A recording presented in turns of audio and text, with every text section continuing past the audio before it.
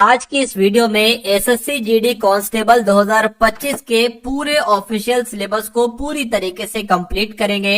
यानी कि जो भी आपके साथियों ऑफिशियल सिलेबस में टॉपिक्स हैं, हिंदी के, जीके जीएस के, रीजनिंग के और मैथ के, उन सभी टॉपिक के जो सबसे टॉप लेवल के साथियों क्वेश्चंस हैं, आज के इस वीडियो में उन क्वेश्चंस को साथियों मैंने लिया है। मैं कहूंगा इस पूरी वीडियो को एंड तक आप लोग देखिएगा, आपको बहुत सारे नंबर साथियों एक तरीके से आप अपने सिक्योर कर सकते हो। यानी कि जो आपका पेपर होगा उस पेपर में यहां से इस क्लास से बहुत सारे सवाल साथियों आपको देखने को मिलेंगे।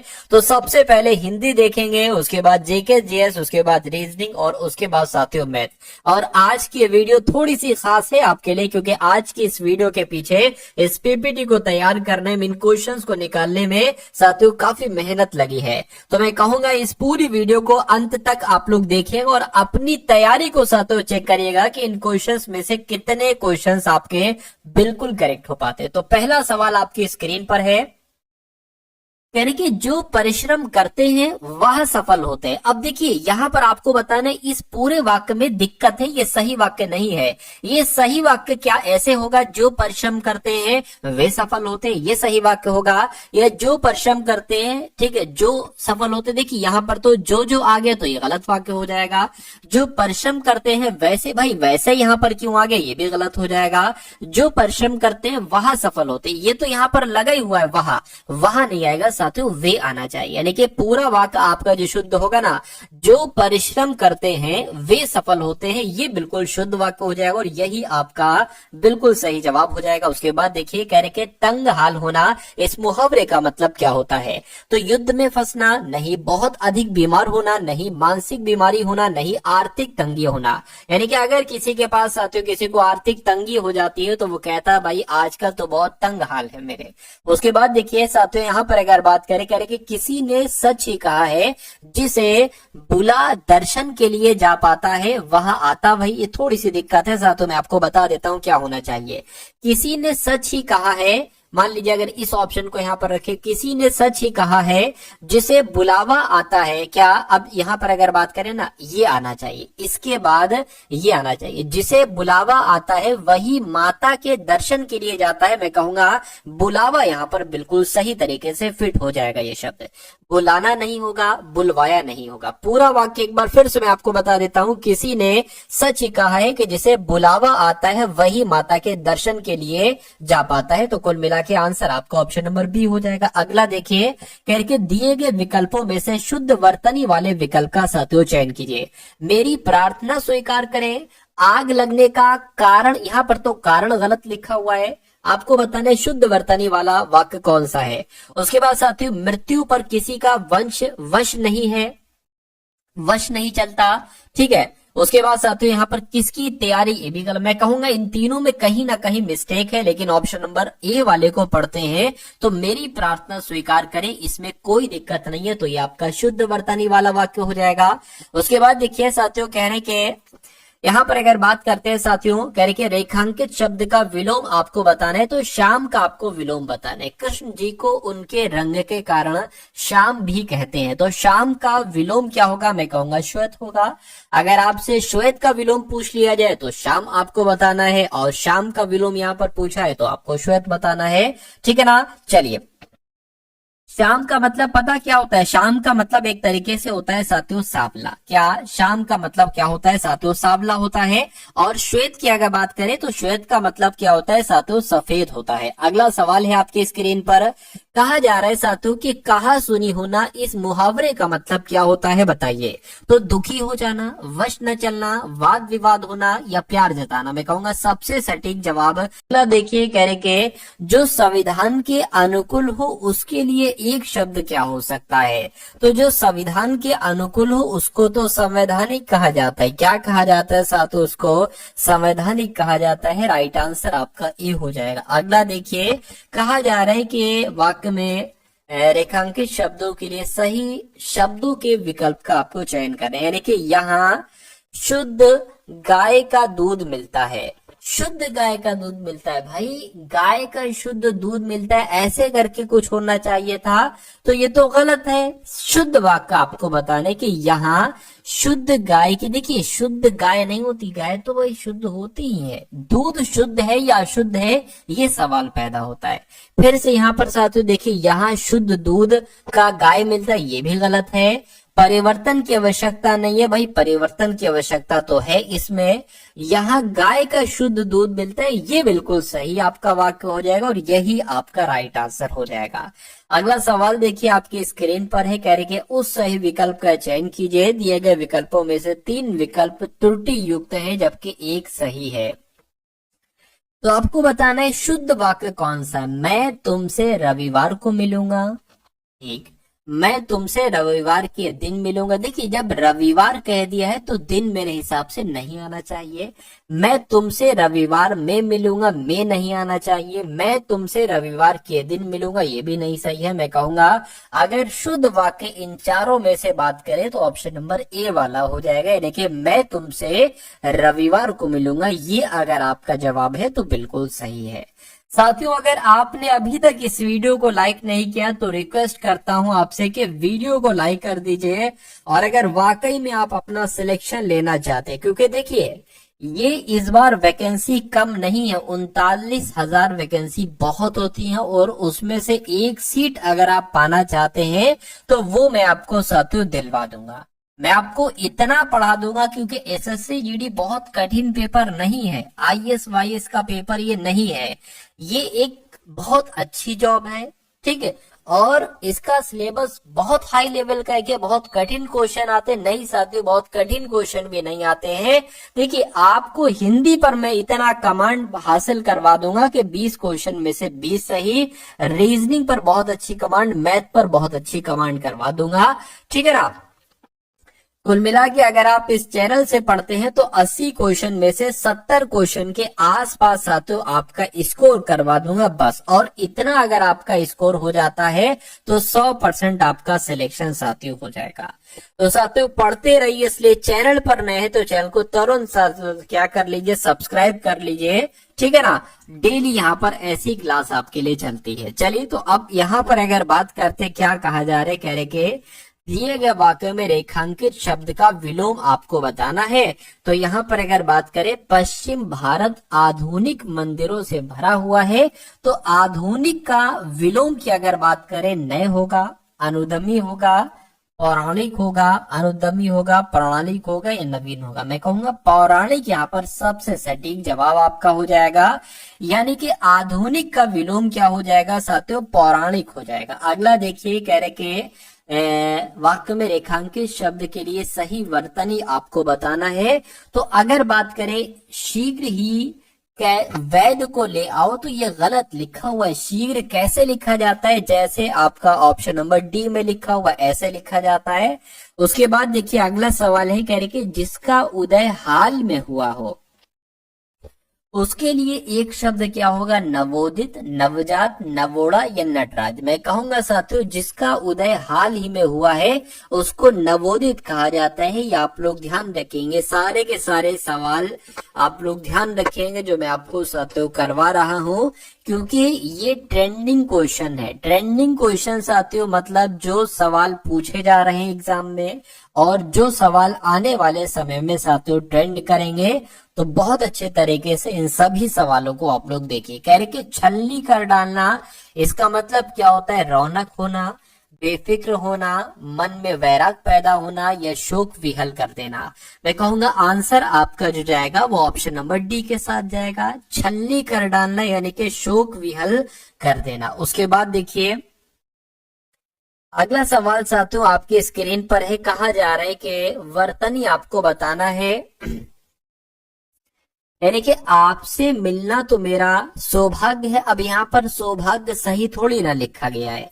सौभाग्य कैसे लिखा जाता है, ऐसे नहीं साथियों। कैसे लिखा जाता है, जैसे आपका ऑप्शन नंबर 3 में लिखा हुआ ऐसे लिखा जाता है। उसके बाद देखिए कह रहे कि निम्नलिखित प्रश्न में दिए गए विकल्पों में से उस विकल्प का चयन करिए जो दिए गए मुहावरे के अर्थ का सबसे अच्छे तरीके से व्यक्त करता है। यानी कि किताबी कीड़े को क्या कहा जाता है। मतलब किताबी कीड़ा किसको कहा जाता है? हर समय पढ़ाई में लगे रहने वाले को किताबी कीड़ा कहा जाता है। पढ़ाई से दूर भागने वाले को तो नहीं कहते। ऐसा कीड़ा जो दीमक नहीं साथियों उलझन पैदा, ये भी नहीं। मैं कहूंगा हर समय पढ़ाई में लगे रहने वाले को क्या कहा जाता है भाई? ये तो किताबी कीड़ा है, आपने भी सुना होगा। ठीक है, हो सकता है कुछ लोग आपको कहते हो। चलिए अगला सवाल कह रहे कि गोस्वामी जी को बुला लाओ। तो रेखांकित शब्द की अगर बात करें साथियों, गोस्वामी जी को बुला लाओ, रेखांकित शब्द का तद्भव शब्द आपको यहाँ पर साथियों बताना है। तो गोस्वामी की बात करें तो ये एक तत्सम शब्द है। इस शब्द का तद्भव शब्द की अगर बात करते हैं तो गुसाई आप लोग यहाँ पर ध्यान रखेंगे। क्या? गुसाई आप लोग यहाँ पर साथियों ध्यान रखेंगे। अगला सवाल है आपकी स्क्रीन पर, यानी कि रेखांकित शब्द का विलोम आपसे यहाँ पर पूछा जा रहा है। तो मुजरिम को जीवन दान दिया, तो जीवन दान का साथियों विलोम आपको यहाँ पर बताना है। तो जीवन दान का विलोम जीवन होगा, कटुकरण होगा, जीवात्मा होगा, मृत्यु दंड होगा। तो मैं कहूंगा क्या होगा साथियों? मृत्यु दंड होगा। यानी कि जीवन दान का विलोम मृत्यु दंड और मृत्यु दंड का विलोम क्या हो जाएगा? जीवन दान हो जाएगा। अगला सवाल आपकी स्क्रीन पर है, कहा जा रहा है कि रेखांकित शब्द का विलोम बताइए। यानी कि अगर बात करें यह समूह अलगाव की राह पर है, तो अलगाव का आपको बताना है विलोम क्या होगा। अलगाव का मतलब क्या? अलगाव का विलोम क्या? समाज होगा, अपूर्ण होगा, निडर होगा या एकीकरण होगा? बताइए।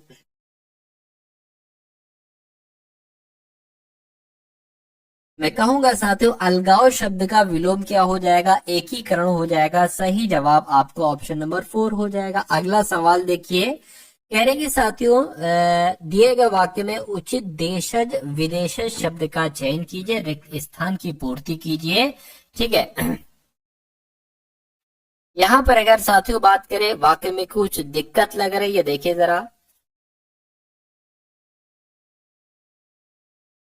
हाँ, इसमें कुछ दिक्कत है साथियों, मैं आपको बतला देता हूँ। ये नहीं पूछता, यहाँ पर नहीं आना चाहिए था। क्या इतनी दौलत का, क्या इतनी दौलत का जब क्या इतनी दौलत का जब वह अपने माता पिता को ही नहीं पूछता? ये नहीं पूछता जो है ना, वो यहाँ पर आना चाहिए था। नहीं पूछता ये साथियों यहाँ पर आना चाहिए था। अब आपको बताना है क्या दावत इतनी दौलत का जब वह अपने माता पिता को नहीं पूछता, या क्या फायदा होना चाहिए, या क्या जवाब, या क्या जनाब? मैं कहूंगा क्या फायदा आपका राइट आंसर हो जाएगा। पूरा वाक्य आपने सुना होगा, देखा होगा, पढ़ा होगा। क्या फायदा इतनी दौलत का जब वह अपने माता पिता को ही नहीं पूछता। उसके बाद देखिए अगला सवाल है, कह रहे कि क्या हुआ तुम्हें, तुम्हारी वहां अब नहीं रही? तो यहाँ पर आपको बताने कौन सा शब्द साथियों आ जाएगा। देखिए कह रहे के विकल्पों में से उस विकल्प का चयन करिए जो रिक्त स्थान के लिए सही स्त्रीलिंग रूप वाला विकल्प हो। तो खबर आएगा, स्वस्थ आएगा, चमक आएगा। क्या हुआ है तुम्हें, तुम्हारी वह खबर अब नहीं रही, तुम्हारी अब स्वस्थ अब नहीं रही, तुम्हारी अब चमक नहीं रही, होश नहीं रही। तो मैं कहूंगा चमक यहाँ पर आ जाएगा। ठीक है ना, चमक यहाँ पर साथियों आ जाएगा। क्या हुआ तुम्हें, तुम्हारी अब वह चमक नहीं रही। अगला सवाल देखिए आपके स्क्रीन पर है, कह रहे हैं कि पासा पलटना, इसका मतलब आपको बताना है साथियों। पासा पलटने का मतलब क्या होता है? जान छुड़ाना, या समय नष्ट करना, कठिन परिश्रम करना, या स्थिति उलट जाना। मैं कहूंगा स्थिति उलट जाने को कहा जाता है कि भाई पासा पलट गया।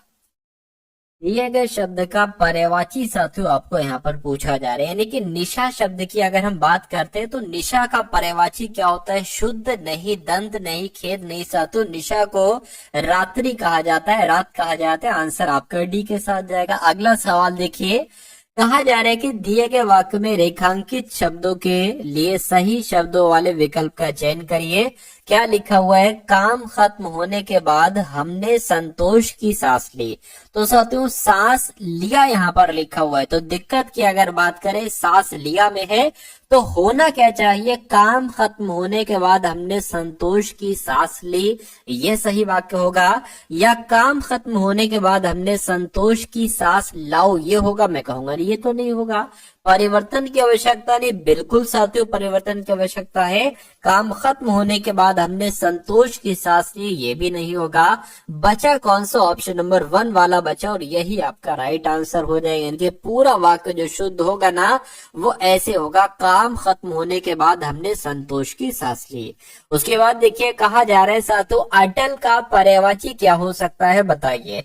तो अटल को क्या कहा जाता है? अडिग कहा जाता है, अडिग कहा जाता है, कहते हैं भाई। तो आंसर आपका जो जाएगा वो ऑप्शन नंबर ए हो जाएगा, 1 हो जाएगा। अगला सवाल आपकी स्क्रीन पर है, देखिए साथियों और बताइए इसका राइट आंसर क्या होगा। कह रहे कि 4 विकल्पों में से उस सही विकल्प का चयन करिए जो वाक्यांशों के लिए एक शब्द का विकल्प हो, जो बाह्य संसार के ज्ञान से अनभिज्ञ हो। उसके लिए एक शब्द क्या हो सकता है साथियों बताइए। तो उसको क्या कहा जाता है? अलौकिक कहा जा सकता है। यानी कि अगर ये सवाल आपसे एग्जाम में पूछा जाए कि जो बाह्य संसार के ज्ञान से अनभिज्ञ हो उसको क्या कहा जाएगा, तो उसको अलौकिक कहा जाएगा। राइट आंसर आपका सी हो जाता है। उसके बाद देखिए साथियों,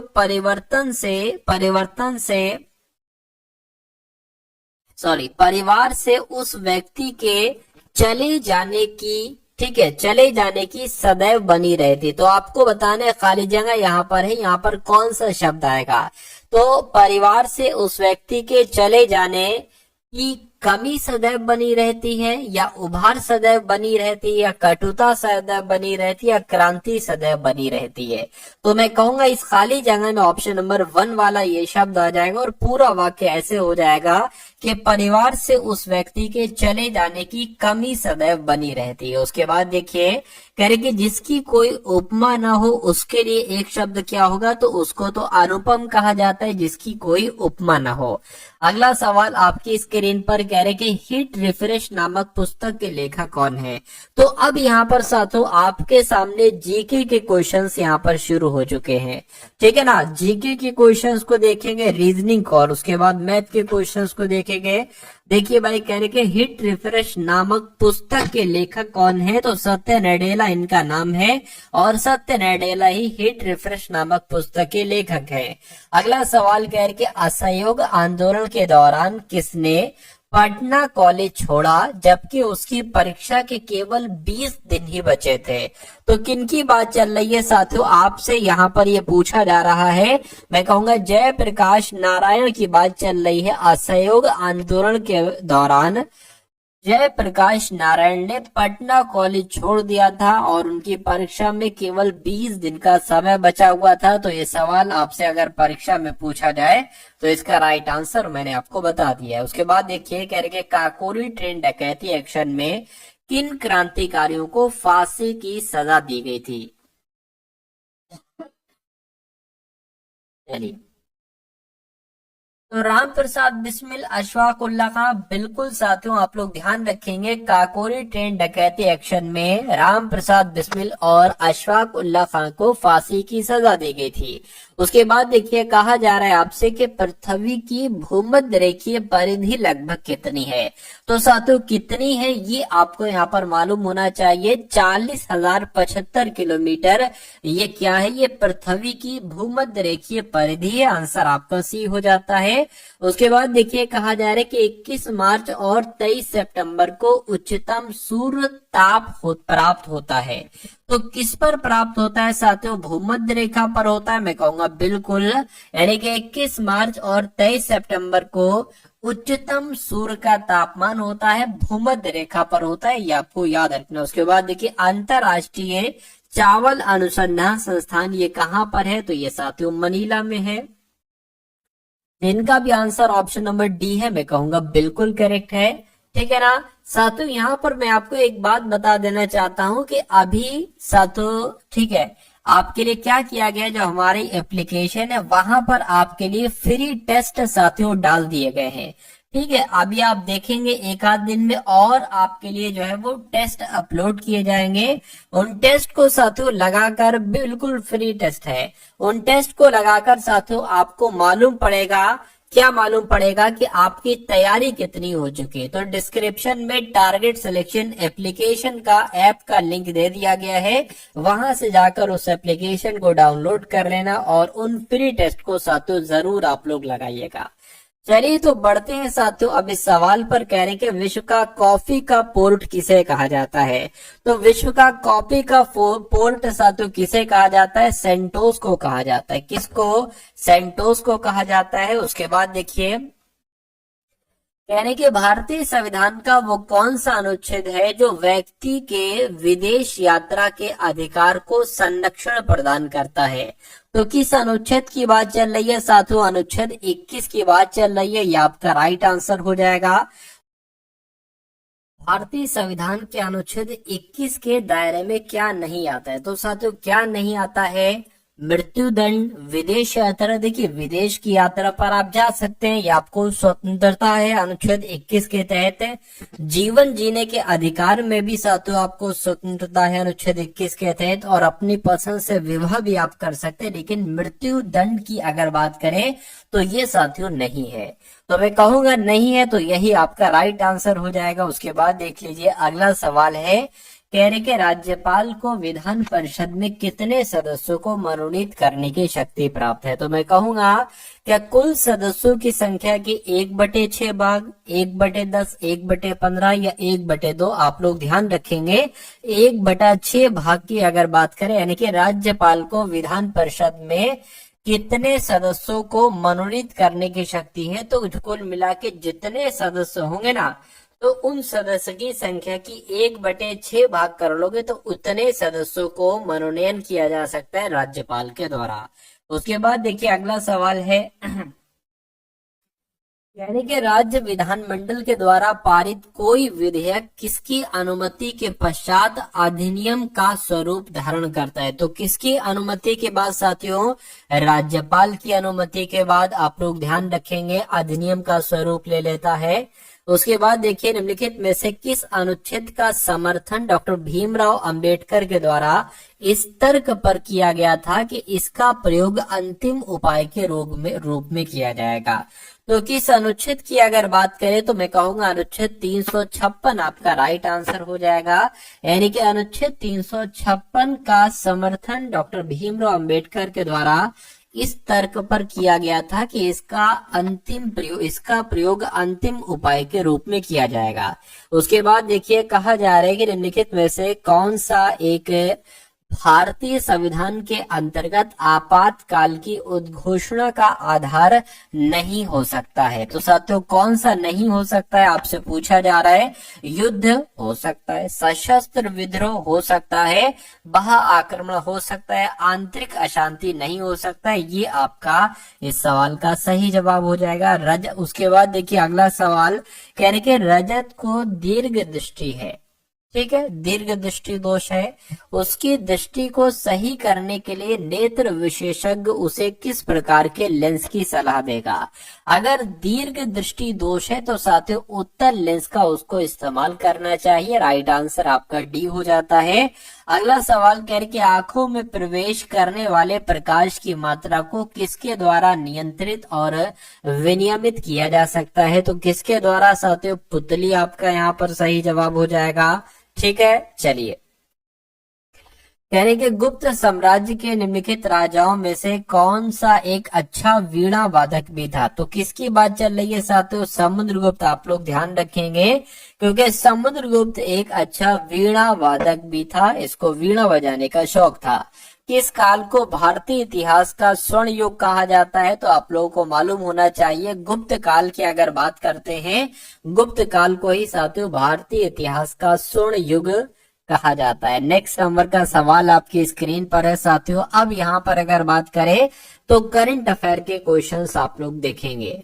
ठीक है, जारी आईसीसी टेस्ट ऑलराउंडर रैंकिंग में कौन शीर्ष पर रहा है। तो इनका नाम है रविंद्र जडेजा और ये आईसीसी टेस्ट ऑलराउंडर रैंकिंग में शीर्ष पर रहे हैं।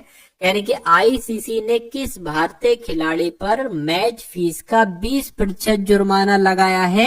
तो साथियों विराट कोहली पर यह जुर्माना लगाया गया है। आईसीसी ने विराट कोहली पर मैच फीस का 20% का जुर्माना लगा दिया है।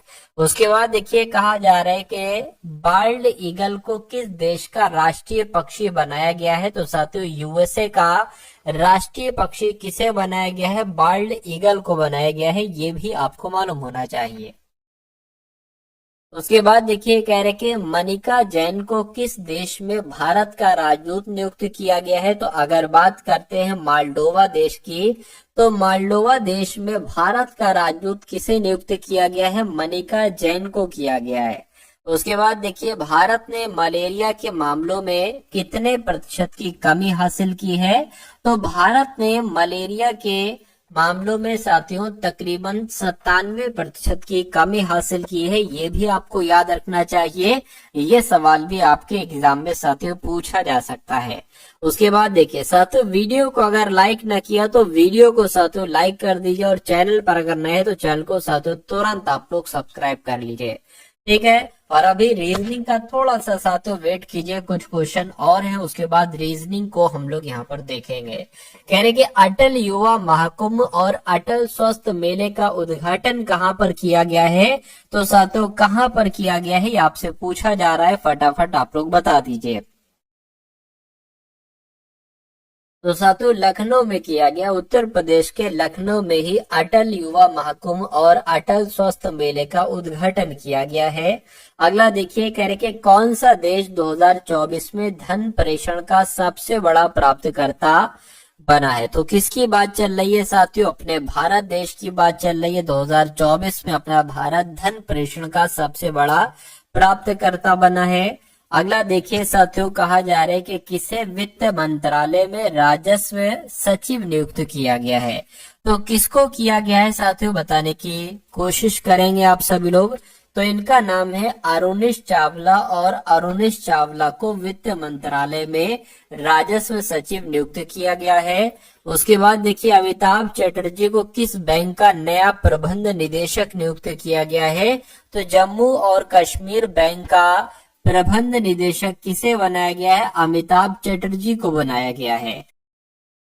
हाल ही में कहा पहली वाइन उत्पादन इकाई की साथियों शुरुआत की गई, आपसे पूछा जा रहा है। तो यहाँ पर अगर बात करें कहाँ पर की गई है? उत्तराखंड में की गई है। राइट आंसर आपका ऑप्शन नंबर सी हो जाएगा। उसके बाद देखिए अगला सवाल है, तो अब यहाँ पर साथियों आपके रीजनिंग के क्वेश्चन शुरू हो चुके हैं। तो सभी के सभी रीजनिंग के क्वेश्चन देखिएगा, और यहाँ से साथियों आपके कई सारे एग्जाम में भी सवाल पूछे जाएंगे।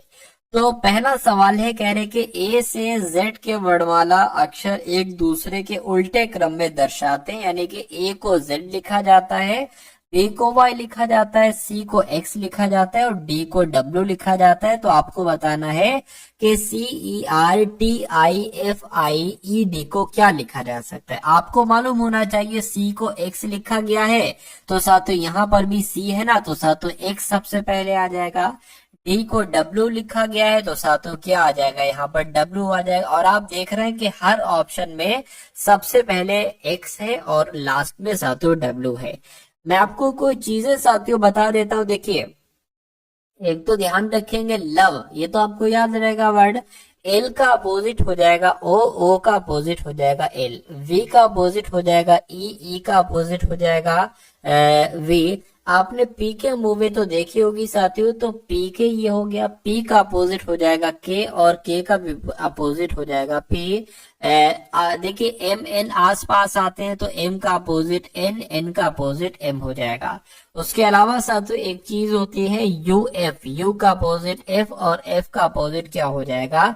यहाँ पर यू हो जाएगा। उसके अलावा और ध्यान रखेंगे साथियों शर्ट गेज, क्या साथियों? शर्ट गेज, ठीक है। अब देखिए एस का अपोजिट एच, आई का अपोजिट आर, टी का अपोजिट जी, ए का अपोजिट जेड। अब इसको देखिए करने की कोशिश कीजिए। ई का अपोजिट क्या मैंने आपको बताया? वी, तो यहाँ पर साथियों वी आ जाएगा। आर का अपोजिट मैंने आपको क्या बताया? आर का अपोजिट आई बताया, तो यहाँ पर साथियों आई आ जाएगा।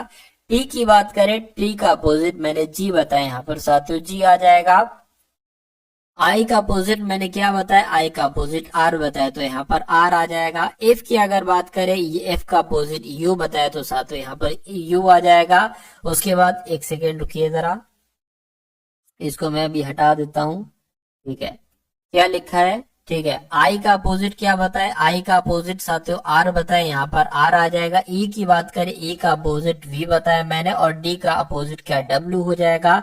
तो ऐसा कौन से ऑप्शन में लिखा हुआ है साथियों, X V I G R U R V W, मैं कहूंगा ऐसा ऑप्शन नंबर बी में लिखा हुआ है। तो ये क्या होगा, ये आपका साथियों बिल्कुल सही जवाब हो जाएगा। अगला सवाल आपकी स्क्रीन पर, कहा जा रहा है साथियों के वाई बी की माँ है, बी का विवाह सी से हुआ है, और एक्स सी का पिता है, जे एक्स का इकलौता पुत्र है, के जे की इकलौती संतान है। तो बी का जे से क्या संबंध होगा, जो जो कहा जा रहा है वो करते जाइए। बी की माँ वाई है, तो साथियों हम मान लेते हैं यहाँ पर क्या कि बी की माँ कौन हो गई साथियों, बी की माँ वाई हो गई, माइनस लगा दिया, बी की माँ वाई हो गई। उसके बाद कहने के बी का विवाह सी से हुआ है। अभी हमें नहीं पता है कि बी पति है या पत्नी है, बी का विवाह सी से हुआ है, ठीक है। यानी कि एक्स सी का पिता है, यानी कि ये जो एक्स होगा ना साथ, तो एक्स ये एक्स होगा ना, ये आपका सी का पिता हो जाएगा। यानी कि बी की माता है वाई, सी का पिता कौन है साथ, तो एक्स है यहाँ पर, ठीक है, पिता है तो प्लस लगा दिया हमने, ठीक है। उसके बाद कह रहे हैं कि एक्स का इकलौता पुत्र जे है, एक्स का इकलौता पुत्र, एक्स का इकलौता पुत्र कौन है साथियों, जे है। यानी कि एक्स का इकलौता पुत्र कौन है, जे है। तो मैं कहूंगा ये फिर बेटी होंगी, क्योंकि एक्स का एकमात्र बेटा बताया गया है, तो फिर ये कौन हो जाएंगी, ये बेटी हो जाएंगी। मैं कहूंगा अब ये पत्नी हो जाएंगी और ये पति हो जाएंगे। ये बात क्लियर है, ठीक है। अब देखिए उसके बाद लिखा हुआ है जे की इकलौती संतान के है, तो साथियों जे की इकलौती संतान कौन हो जाएगी, जे की इकलौती संतान के हो जाएगी। बात भी क्लियर है। यानी कि बी का जे से क्या संबंध, यानी कि जे क्या कहेगा बी को, तो जे क्या कहेगा बी को मुझे बताइए। मैं कहूंगा ये तो इसका कौन हो जाएगी, बहन हो जाएगी, और बहन के पति ये हो जाएंगे। तो बहन के पति को क्या कहा जाता है साथियों, जीजा कहा जाता है। राइट आंसर इसलिए आपका ऑप्शन नंबर डी हो जाएगा। अगला सवाल आपकी स्क्रीन पर कहने के एक है, उसके बाद 2 है, उसके बाद 3 आ गया, उसके बाद 8 है, उसके बाद साथियों 15 है, और उसके बाद आपको बताने क्या आएगा, उसके बाद 105 है, और साथियों फिर 384 है। तो देखिए यहाँ पर अगर बात करें 1 से 2, 2 से 3, 3 से एकदम 8, फिर 8 से एकदम 15, ऐसा क्या है साथियों, फिर 105 से 384, क्या यहाँ पर लॉजिक लगा है, जरा आप देखिए। चलिए देखिए, अगर हम साथों एक काम करिए साथों, ऐसा करें कि इस एक की अगर बात करें, एक से 3 बनाया गया है और 3 से 15 बनाया गया, 1 से 3 बनाया गया है और 3 से 15 बनाया गया है। अगर हम इस एक में 3 की गुणा करें तो 3 आ जाएगा। उसी प्रकार 3 में अगर हम साथियों किसकी गुणा करें, 5 की गुणा करें तो 15 आ जाएगा। अब 15 में हम किसकी गुणा करेंगे, 105 आ जाए। तो 15 में अगर हम 7 की गुणा करते हैं तो 105 आ जाएगा। अब इसको देख लीजिए, 2 में साथियों किसकी अगर हम गुणा करें, तो मैं कहूंगा अगर हम 4 की गुणा करते हैं तो क्या आ जाएगा साथियों, इतना आ जाएगा। अब यहाँ पर कितनी साथियों गुणा करें, ये पूछा जा रहा है आपसे। तो यहाँ पर अगर साथियों बात करते हैं हम लोग 6 की गुणा करें, ठीक है। अब देखिए 4, क्योंकि एक एक नंबर छोड़ के यहाँ पर आ रहा है, तो एक एक नंबर छोड़ के यहाँ पर भी आएगा। यानी कि 8 छंग कितने हो जाएंगे साथियों, 8 छंग आपके 48 के 48 यहाँ पर आएगा। एक सेकंड रुकिए, अभी इसकी अगर बात करें, अब एक नंबर छोड़ के, यानी कि यहाँ पर 8 से हमें गुणा कराना पड़ेगी। तो अगर 48 अट्ठे 384 होते हैं, एक सेकेंड,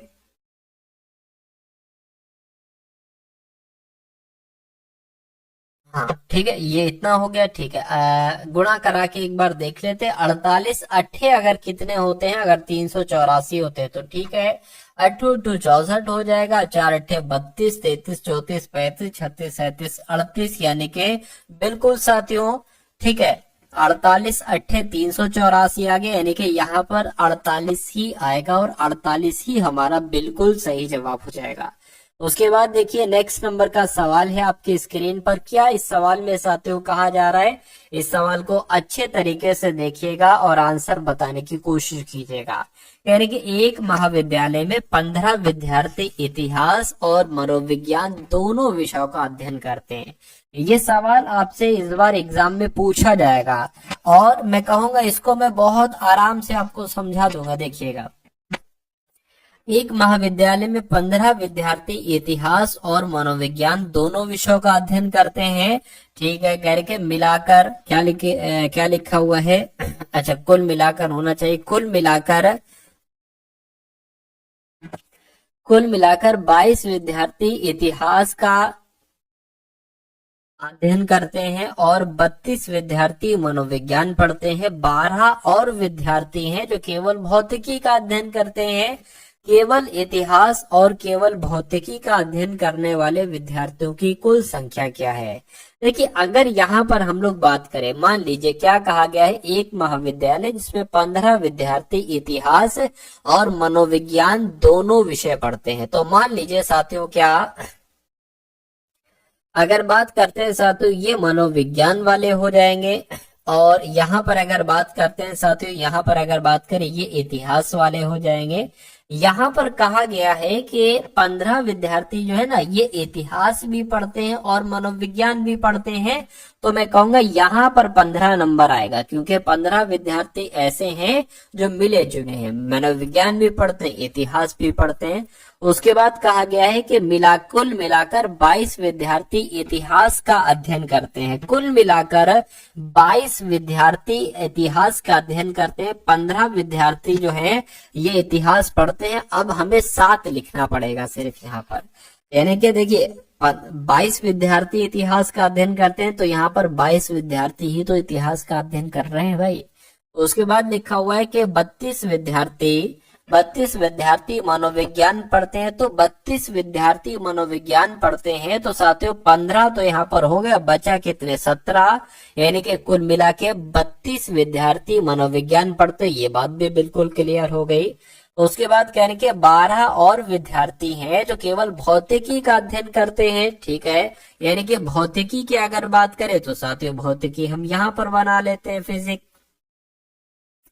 तो क्या कहा जा रहा है कि 12 विद्यार्थी हैं जो केवल भौतिकी पढ़ते हैं। तो साथियों सिर्फ और सिर्फ भौतिकी पढ़ने वाले कितने हैं, 12 विद्यार्थी हैं। यानी कि केवल इतिहास और केवल भौतिकी का अध्ययन करने वाले विद्यार्थियों की कुल संख्या कितनी है। सिर्फ इतिहास पढ़ने वाले विद्यार्थी 7 हैं और साथियों अगर बात करें सिर्फ भौतिकी पढ़ने वाले विद्यार्थी 12 हैं। तो मैं कहूंगा इनका योग 19 बनेगा, यानी कि केवल इतिहास और केवल भौतिकी का अध्ययन करने वाले विद्यार्थियों की कुल संख्या 19 है। तो 19 आपका यहाँ पर क्या होगा, आपका राइट आंसर हो जाएगा। ठीक है ना।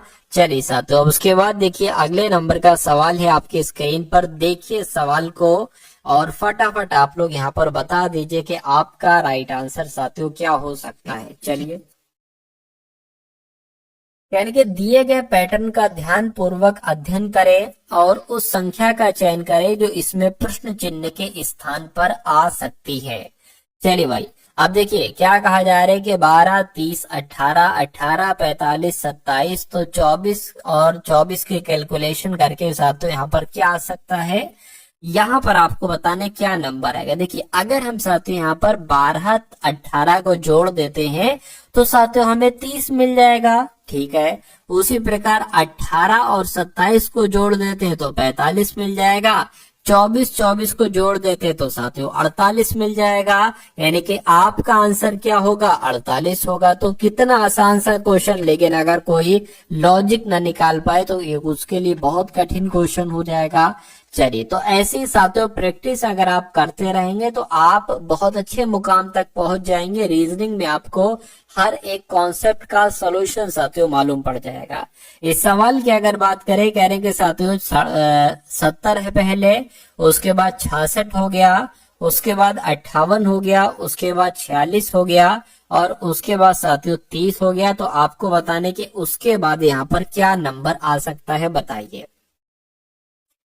तो यहाँ पर अगर बात करें, देखिए इसमें कितना माइनस करेंगे, तो 4 माइनस करेंगे। इसमें कितना माइनस करेंगे, 66 से 58 बनाने के लिए 8 माइनस करेंगे। 58 से 46 बनाने के लिए साथियों 10 और 2 यानी कि -12 करेंगे। 46 से 30 अगर जाना है तो साथियों कितने माइनस करेंगे, 16 माइनस करेंगे। तो यहाँ पर कितने माइनस करना चाहिए, देखिए 4, 8, 12, 16, तो हर बच्चा बता देगा कि 20 हो जाएगा। यानी कि 30 में 20 माइनस करेंगे तो 10 आता है। क्या यहाँ पर 10 ऑप्शन में आएगा? बिल्कुल साथियों 10 ऑप्शन में भी दिख रहा है और 10 ही आपका यहाँ पर सही जवाब हो जाएगा। उसके बाद देखिए अगला सवाल है, 5 व्यक्ति हैं ABCDE एक पंक्ति में पश्चिम की ओर मुंह करके बैठे हुए। ठीक है साथियों, 5 लोग हम यहाँ पर बना लेते हैं और इन सभी का मुंह पश्चिम की तरफ है। 2, 3, 4 और 1 साथियों 5। इनका मुंह किस तरफ है? इस तरफ साथियों इनका मुंह है। ये बात भी आपको ध्यान रखना। उसके बाद कहने के A और B एक साथ बैठे हैं, तो A और B आजू बाजू बैठे होंगे। C दक्षिणी सिरे पर बैठे है, तो दक्षिणी सिरा ये है, उत्तरी सिरा ये है। तो D कहाँ पर बैठा है? D साथियों यहाँ पर बैठा है। और क्या कहा जा रहा है, अच्छा C दक्षिणी सिरे पर बैठा है। C की अगर बात करते हैं तो C जो है ना, C ये दक्षिणी सिरे पर बैठा है और D उत्तरी सिरे पर बैठा है, यानी कि D साथियों यहाँ पर बैठा है। और कहने के E जो है ना, E ये B और C के बीच में बैठा है। तो B और क्या कहा जा रहा है, B और C के बीच में, देखिए C ये है, B जाहिर सी बात है यहाँ पर बनेगा। तो B और C के बीच में कौन बैठा है? E बैठा है, यानी कि E आपका यहाँ पर बैठ जाएगा। अब 1, 2, 3, 4, 5 में से 4 लोग आप बैठा चुके हो। एक बचा है, कौन बचा है? A बचा है, तो A यहाँ पर बैठ जाएगा। सवाल में क्या पूछा जा रहा है, कह रहे कि दक्षिण से तीसरे स्थान पर कौन है? तो 1, 2, 3 दक्षिण से तीसरे स्थान पर कौन है साथियों? बी है। तो आपका जवाब क्या होगा? ऑप्शन नंबर बी आपका बिल्कुल करेक्ट आंसर हो जाएगा। उसके बाद देख लीजिए अगले नंबर का सवाल है, कहने कि यदि पूर्व को पश्चिम कहा जाए। देखिए अब मैं आपको सिंपल से एक चीज बता देता हूँ। सिंपल सी चीज क्या है साथियों, ये आपका क्या कहलाएगी? रियल, ये पूर्व कहलाई जाएगी। और इसकी बात करें तो ये साथियों पश्चिम हो जाएगी, और इसकी बात करें तो ये दक्षिण हो जाएगी, और इसकी अगर बात करें तो ये उत्तर हो जाएगी। ठीक है ना। अब क्या कहा जा रहा है, कह रहे कि पूर्व को पश्चिम कहा जाए तो पूर्व, यानी कि ये क्या कहा जा रहा है साथियों? पश्चिम इसको कहा जा रहा है। ठीक है, यानी कि 180 डिग्री घुमा दिया गया है। और पश्चिम को उत्तर कहा जाए, पश्चिम को उत्तर कहा जाए। ठीक है भाई, चलो कोई नहीं। पश्चिम की अगर बात करते हैं, पश्चिम को साथियों यहाँ पर उत्तर कहा गया है, और उत्तर को क्या कहा गया? उत्तर को दक्षिण कहा गया, और दक्षिण को क्या कहा गया है? उत्तर कहा गया है। तो भारत में सूर्योदय किस दिशा में होता है? तो सूर्योदय की अगर बात करते हैं तो पूरब दिशा में होता है। किस दिशा में होता है साथियों? पूरब, यानी कि इस दिशा में होता है। तो पूरब को क्या कहा गया है? पश्चिम कहा गया है। तो आपका जवाब क्या होगा साथियों? पश्चिम आपका यहाँ पर बिल्कुल सही जवाब हो जाएगा। ठीक है ना। चलिए अगला सवाल आपकी स्क्रीन पर है, देखिए और बताइए सवाल का जवाब आपका क्या हो सकता है। कह रहे कि सभी धागे पिन है। तो मान लीजिए साथियों ये क्या होगा? ये धागे हो गए, ये धागे हो गए, और कहा जा रहा है सभी धागे पिन है। तो ये सभी धागे हमने क्या बना लिए? पिन बना लिए। कह रहे कि कुछ पिन कुशन है, तो मान लेते इतने पिन क्या हो जाएंगे? इतने पिन साथियों कुशन हो जाएंगे। ये बात भी क्लियर हो गई। अब निष्कर्ष की अगर बात करें, निष्कर्ष को देखिए और बताइए कौन सा निष्कर्ष गलत है, कौन सा सही है। कह रहे कि कुछ कुशन पिन है, कुछ कुशन पिन है। बिल्कुल साथियों, कुछ पिन कुशन है तो कुछ कुशन भी पिन हो सकते हैं। ये आपका बिल्कुल सही हो जाएगा। कुछ पिन धागे हैं, कुछ पिन आगे है। बिल्कुल साथियों, इतने पिन क्या हो जाएंगे? धागे हो जाएंगे। मैं कहूंगा ये भी सही है, यानी कि आपका राइट आंसर जो जाएगा वो ऑप्शन नंबर डी, यानी कि निष्कर्ष 1 और निष्कर्ष 2 दोनों सही है। ये आपका सही जवाब हो जाएगा। उसके बाद देखिए अगले नंबर का साथियों सवाल है आपकी स्क्रीन पर, कह रहे कि 6 दोस्त एक गोल घेरे में इसके केंद्र की ओर मुख करके एक दूसरे से समान दूरी पर बैठे हैं। तो 6 दोस्तों की बात की गई है, 6 दोस्त बना लेते, 1 2 3 4 5 और एक 6। कहा जा रहा है कि धीराज प्रमोद पार्थिव के बीच में बैठा है, प्रियांशु मुकुंद और लाया के बीच में बैठा है, ठीक है।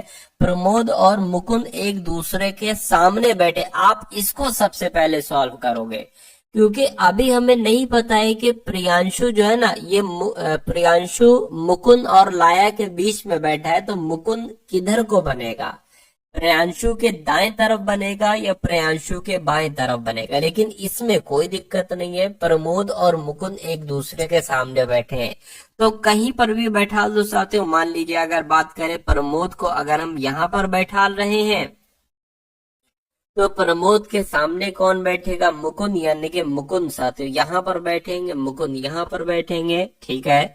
उसके बाद क्या कहा जा रहा है साथियों के प्रमोद के बाएं और बगल में लाया है, तो प्रमोद का बायां किधर होगा, मैं कहूंगा प्रमोद का बायां इधर होगा, यानी कि इधर को साथियों लाया बैठे हैं, ठीक है। अब पार्थिव के बाईं ओर कौन बैठा है, तो पार्थिव हमें देखना होगा कहां पर बैठे हैं। तो अब सबसे ऊपर आ जाइए, इसको सॉल्व करने की कोशिश कीजिए। करके धीराज जो है ना, धीराज ये प्रमोद और पार्थिव के बीच में बैठा है। तो धीराज की अगर बात करें साथियों, देखिए अगर हम प्रमोद यहाँ पर बना दें और पार्थिव यहाँ पर अगर साथियों बैठा दें, तो सवाल में क्या कहा गया, सवाल में कहा गया था कि प्रमोद, ये प्रमोद हो गया, और पार्थिव के बीच में धीराज बैठा है, यानी कि धीराज साथियों यहाँ पर आ जाएगा, ठीक है। ये बात भी क्लियर होगी। 6 लोग थे, 6 में से 5 आपने बैठा दिए, एक बचे हैं, एक कौन बचे हैं साथियों, यहाँ पर अगर बात करते हैं, देख लेते इसको, प्रियांशु मुकुंद और लाया के बीच में बैठा है, मुकुंद लाया बीच में कौन बैठ जाएगा साथियों, प्रियांशु बैठ जाएगा।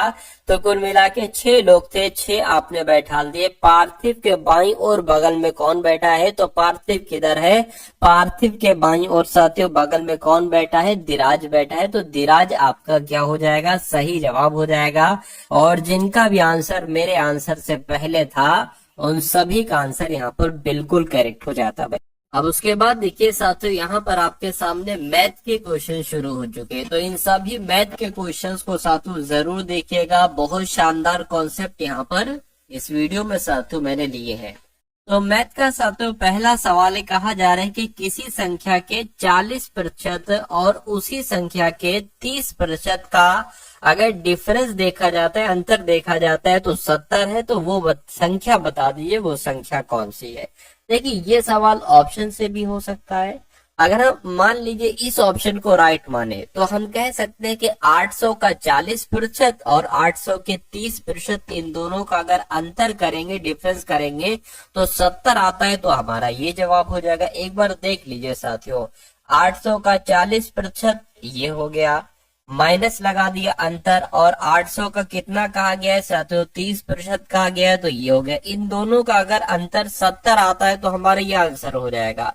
इन 2 जीरो से ये 2 जीरो, इन 2 जीरो से ये 2 जीरो कैंसिल, 8 चौक 32 यानी कि 320, और 8 तिया 24 साथियों कितना हो जाएगा, मैं कहूंगा क्या 70 इनको माइनस करके आएगा साथियों, नहीं, ठीक है, 80 आएगा।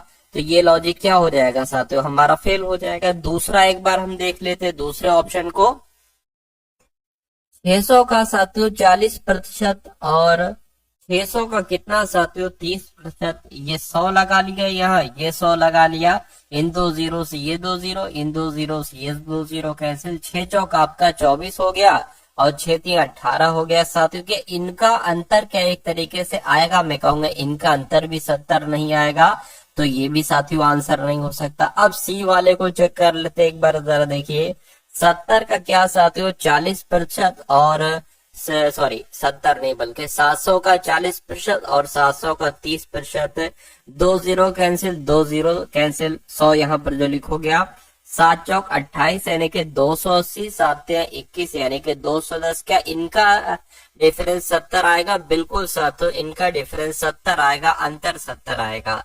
तो हमारा जवाब क्या होगा साथियों, ऑप्शन नंबर सी हमारा बिल्कुल सही जवाब हो जाता है।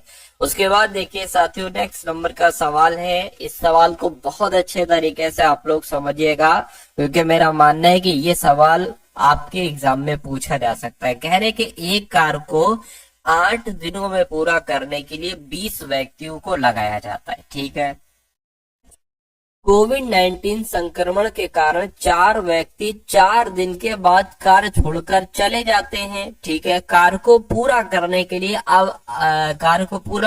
लिए आवश्यक दिनों की कुल संख्या ज्ञात कीजिए।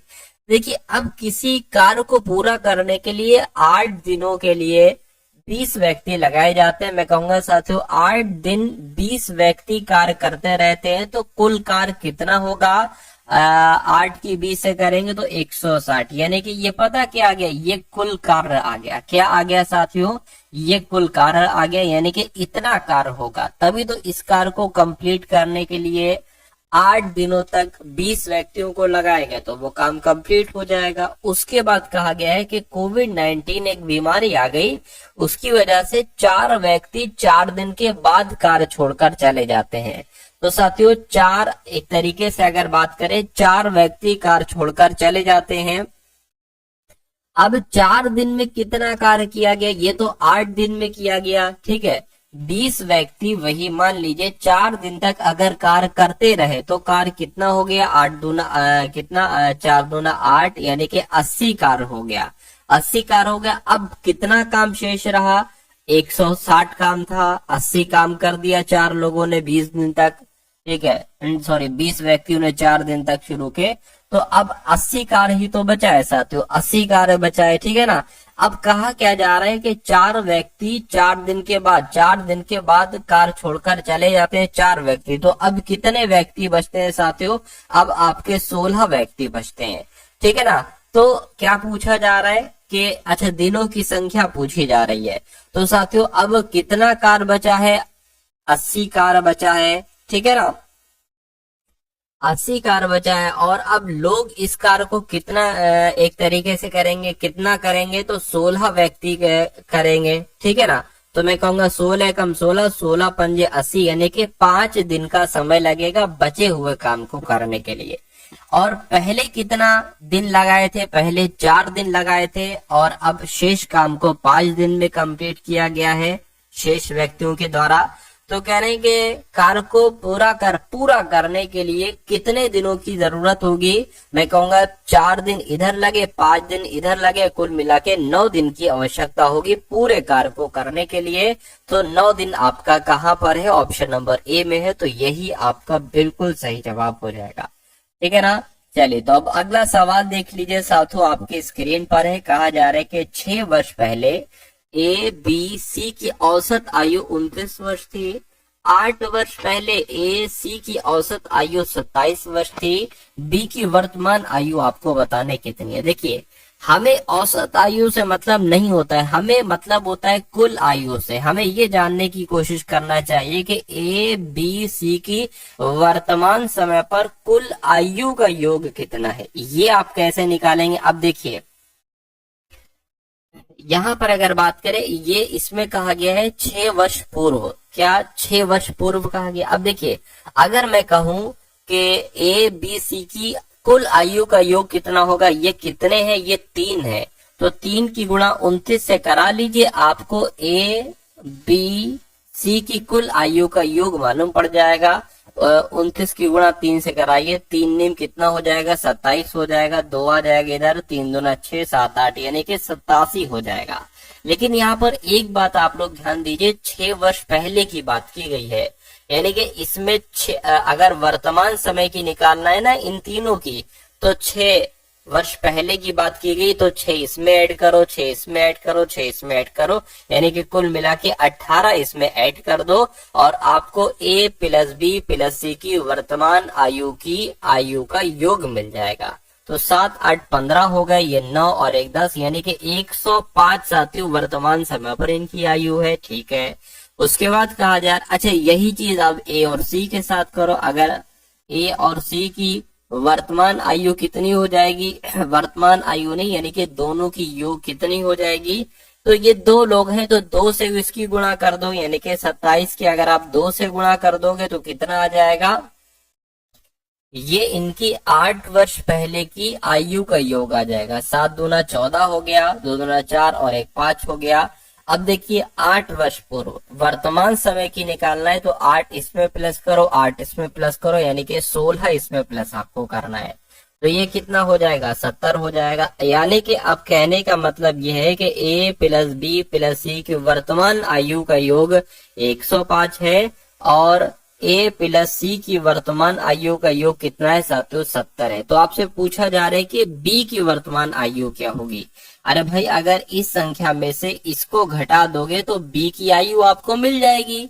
ठीक है, तो इसमें से घटा दो साथियों, 5 आ गया और ये यहाँ पर 3, यानी कि 35 वर्ष जो होगी ये बी की वर्तमान आयु होगी। यानी कि आंसर आपका अगर ऑप्शन नंबर ए के साथ तो बिल्कुल करेक्ट हो जाता भाई। बहुत बढ़िया, वेरी गुड क्लास। चलिए साथियों उसके बाद देख लीजिए अगले नंबर का सवाल है, कह रहे कि बिक्री कर सहित इस, ये भी बहुत अच्छा क्वेश्चन है, बहुत शानदार कॉन्सेप्ट है।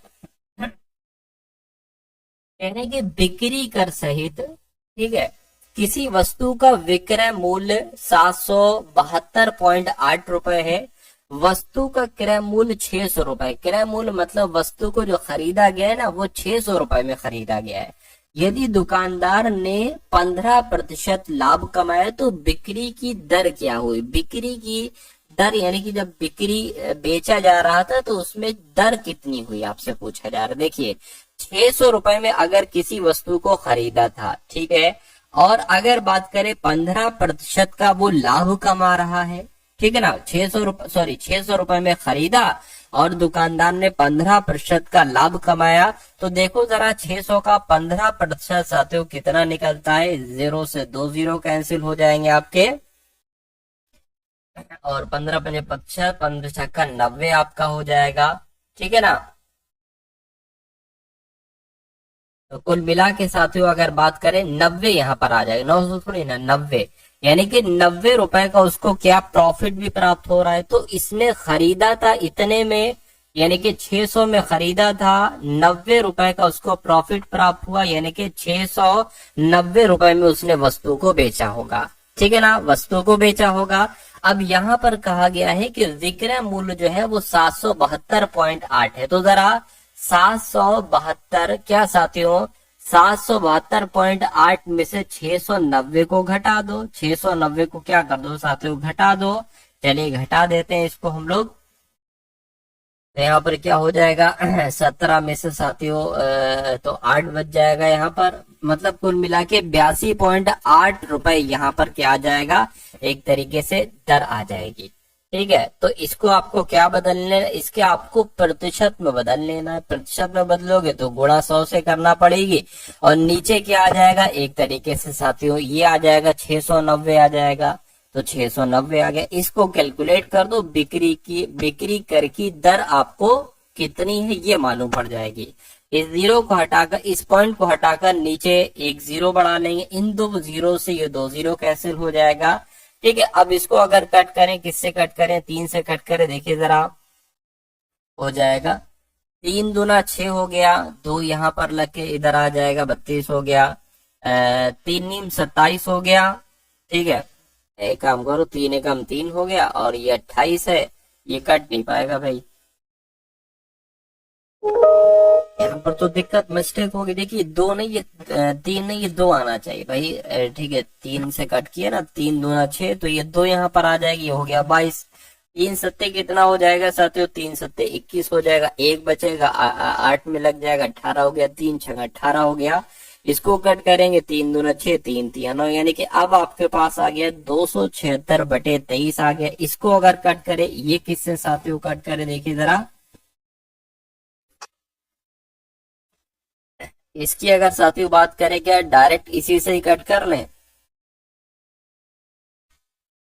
276 भाग यहाँ पर 23 है, तो इसको अगर कट कर, देखिए 23 से कट करते, 23 से कम 23 हो गया। अब कितना जाएगा, 24 25 26, यानी कि यहाँ पर साथियों कितना जाएगा,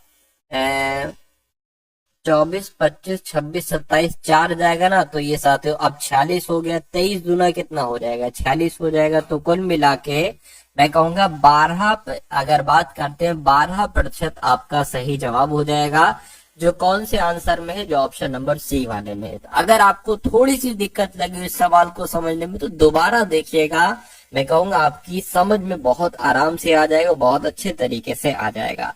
चलिए अब उसके बाद करते हैं अगले नंबर के साथियों क्वेश्चन की। क्या आपसे यहाँ पर पूछा जा रहा है, कहा जा रहा है एक वस्तु का क्रय मूल्य साथियों कितना बताया गया है। एक वस्तु का क्रय मूल्य 2250 रुपए बताया गया है। ठीक है,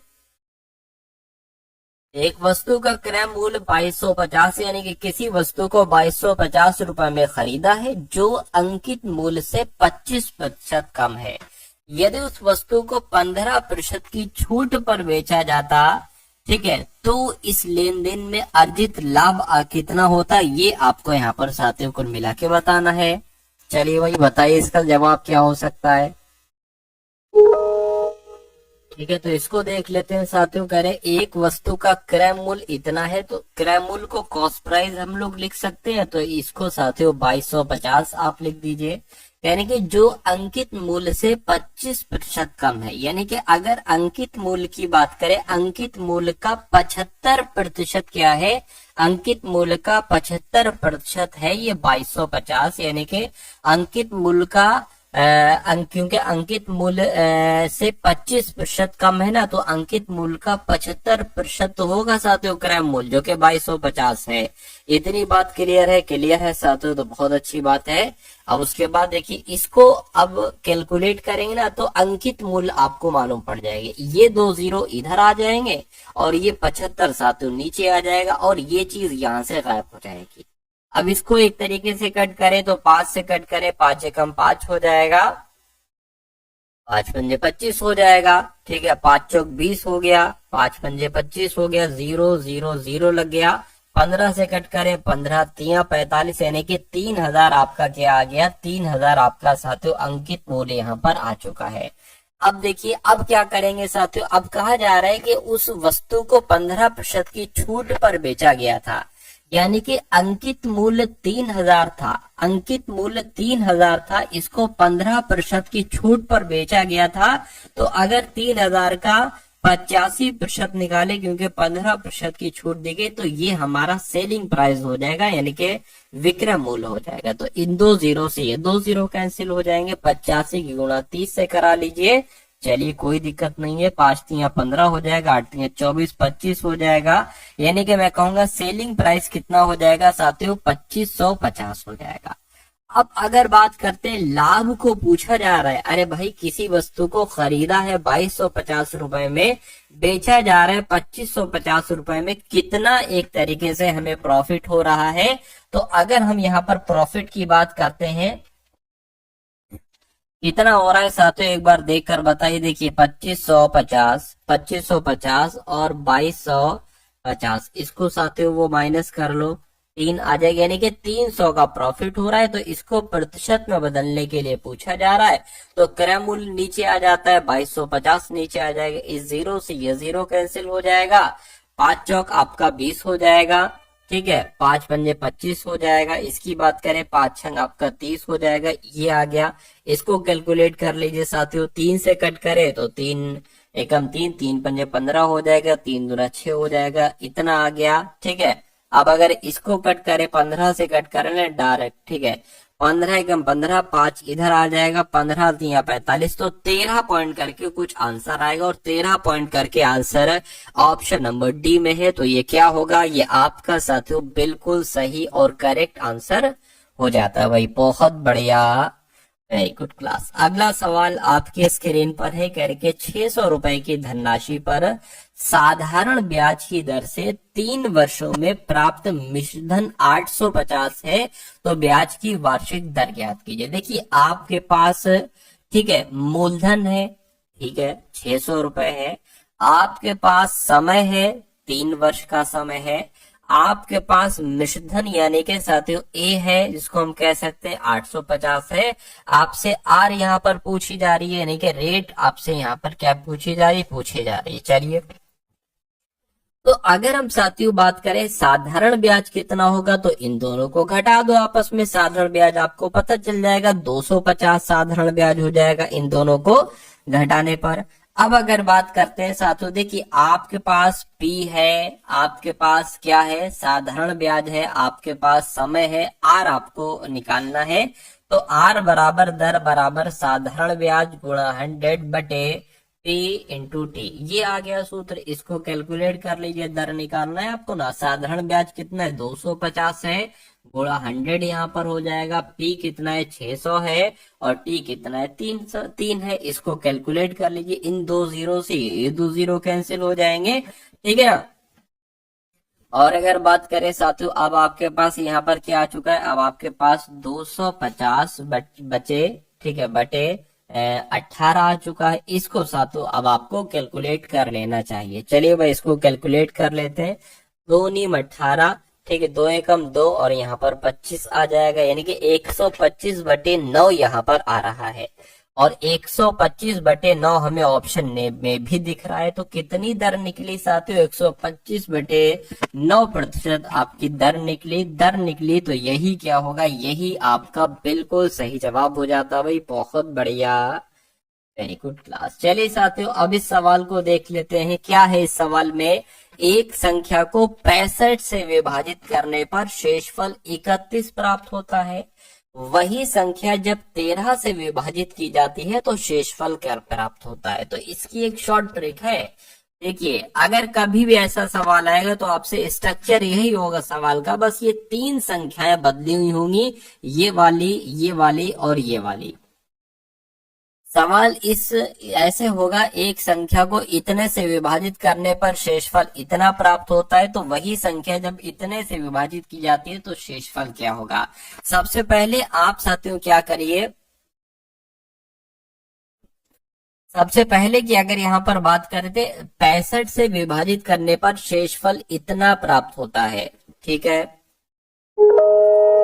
ठीक है। तो आप क्या करें साथियों, ये देखिए कोई मान लीजिए संख्या है, इसको जब 65 से विभाजित किया जाता है तो शेषफल कितना आता है, 31 आता है। आपको इससे कोई मतलब नहीं, आपको जो अंत वाली संख्याएं दिख रही है, एक ये वाली और एक वाली, इन दोनों को साथियों विभाजित करना है, यानी कि 31 भाग 13 को।